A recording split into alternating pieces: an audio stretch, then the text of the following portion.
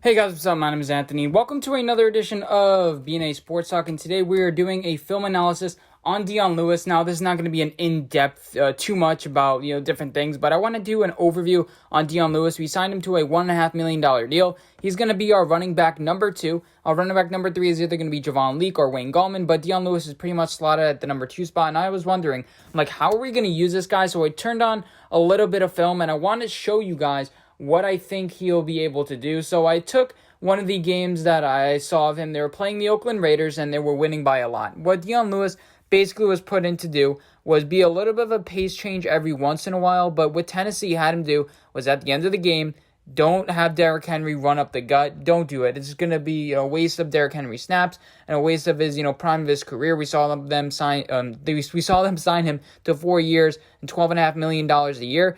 They wanted to preserve him, and that's fair enough. But Dion Lewis, there are a couple of things that I've noticed from him. I wish that he bounced to the outside more. It seemed like late in the game that's smart to take that upfield route, just to get as many yards as possible. He's very good at the sideline and gaining those 2 or 3 extra yards. He has a high football IQ as far as that goes, squeaking out, and a big part of his game is broken tackles. You take a look at his stats for broken tackles, it is fairly impressive. It's one of the best in the league. I think he was 15th as far as broken tackles, and he didn't play a bunch of snaps. And that's not like prorated, that's just true.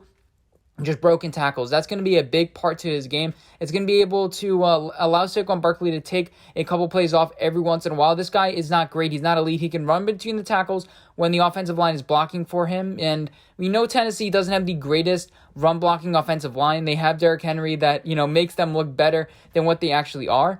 But I think that Dion Lewis is going to be decent for our team because we have decent run blockers. It's going to be a little bit challenging in the beginning for him to learn how to run behind them. It's going to be a little bit of a learning curve for the first couple of games. I think Saquon Barkley is going to struggle a little bit as well. So, and what Tennessee also did with him is throw to him out of the backfield. That Tom Brady did a lot of that too. I think Dion Lewis, when you put him in space, he's good. He's like Darren Sproles. That's my comparison to him, Darren Sproles. And he can make players miss. He can spin. He can do a bunch of things. He's not a bruiser back, and he also struggles sometimes blocking, and that's a big thing. He's not going to be able to stuff the hole with the guy coming in on an inside counter, so I don't see him in a role. I don't think we're going to have 2 running backs on the field a lot. I don't think we're going to have a lot of 21 or 22 personnel. I think we're going to roll out a lot of 13 or 12 personnel onto the field.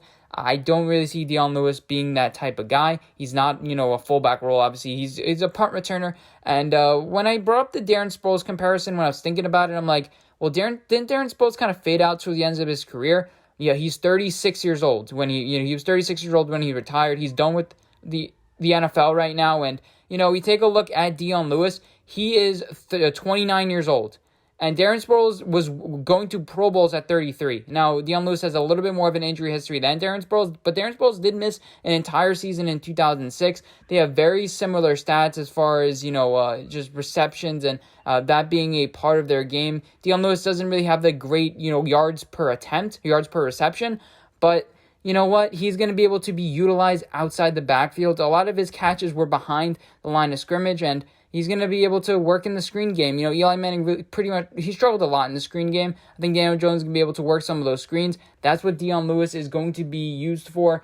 And there's some very interesting things that I see from Dion Lewis. I am confident that he will bring something to the Giants, bring a little bit of experience. He knows that Joe Judge system. He knows that mindset. So he's going to be able to be focused. And yeah, so if Saquon Barkley goes down, I don't really believe a lot in this running game. It's not going to be as bad as last year, but we're going to lose a big step with Saquon Barkley. But you know what? If you lose a number 2 overall pick, it is what it is. But I hope you guys enjoyed this video. Let me know what you guys think. Do you think that we should use Saquon Barkley in those late games, or you think he should be a part more of more in the offense? He has had around 30% of the snaps over the past couple years. His snap count has been around 40%. Went up a little bit in 2018 with 60, but this guy is not going to be on the field every play. But hope you guys enjoy, and I'll see you guys in my next video. Bye, guys.